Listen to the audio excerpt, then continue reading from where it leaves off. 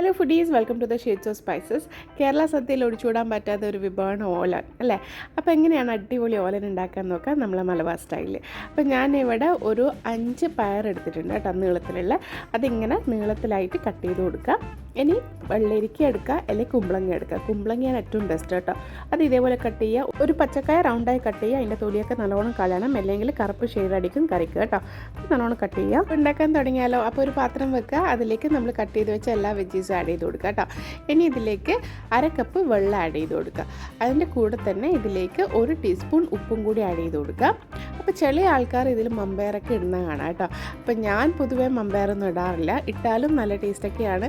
ഞാൻ സദ്യയിലൊക്കെ കഴിച്ചിട്ടുണ്ട്. പക്ഷേ എൻ്റെ വീട്ടിൽ ഇങ്ങനെ മമ്പയർ ഇട്ടിട്ട് ഓലൻ വെക്കുന്നത് കുറച്ച് കുറവാണ്. അതേപോലെ തന്നെ ഞാനും ഇത് മമ്പയറൊന്നും ഇടാണ്ടാണ് ഓലൻ വെക്കുന്നത്. അപ്പോൾ ഇത് ഉപ്പും കൂടി ഇട്ടിട്ട് ഒന്ന് നല്ലോണം ഒന്ന് മിക്സ് ചെയ്ത് കൊടുക്കുക, ഉപ്പെല്ലാടി എത്തുന്ന രീതിയിൽ. ഇനി നമുക്കിത് അടച്ച് വെച്ച് നല്ലോണം ഒന്ന് വേവിച്ചെടുക്കാം.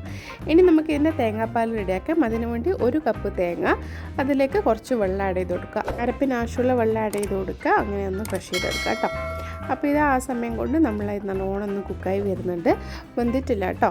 ഇനി ഇതിലേക്ക് 2 തണ്ട് കറിവേപ്പിലയും പിന്നെ 1 ടീസ്പൂൺ വെളിച്ചെണ്ണയും കൂടി ആഡ് ചെയ്തിട്ട് ഒന്ന് മിക്സ് ചെയ്യുന്നുണ്ട്. അപ്പോൾ ഇനിയും കുറച്ചും കൂടി ഒന്ന് വേകാനുണ്ട്. ഇനി ഇതിലേക്ക് നമ്മൾ തേങ്ങാപ്പാലിൻ്റെ 1-ാം പാലും 2-ാം പാലും ഞാൻ എടുത്ത് വെച്ചിട്ടുണ്ട്. അതിൻ്റെ 2-ാം പാലും ഞാൻ ഒഴിച്ചു കൊടുക്കുകയാണ്. ഇനി ഈ 2-ാം പാലിൽ കിടന്നിട്ട് ഇത് നല്ലോണം ഒന്ന് കുക്കായി വരണം.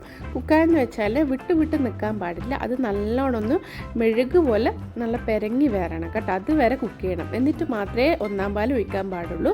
അല്ലെങ്കിൽ കഷ്ണങ്ങൾ വേറെയും പാല് വേറെയായിട്ട് കിടക്കും. അതുകൊണ്ട് നല്ലോണം ഇത് വെന്ത് വരണം.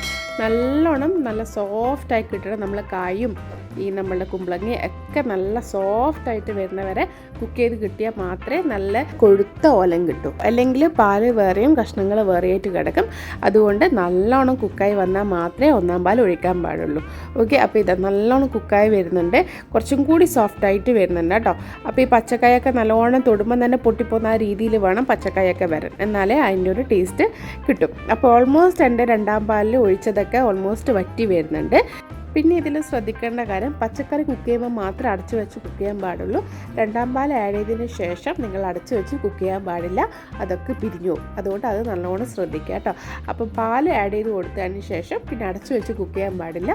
തുറന്ന് വെച്ചിട്ട് തന്നെ കുക്ക് ചെയ്ത് കൊടുക്കുക. അപ്പോൾ നല്ലോണം ഒന്ന് വറ്റി വരുന്ന സമയത്ത് ഞാൻ ഇതിലേക്ക് 1-ാം പാൽ ആഡ് ചെയ്ത് കൊടുക്കുന്നുണ്ട്. 1-ാം പാൽ ആഡ് ചെയ്ത് കൊടുത്തതിന് ശേഷം കുറേ അങ്ങ് തിളപ്പിക്കാനൊന്നും പാടില്ല.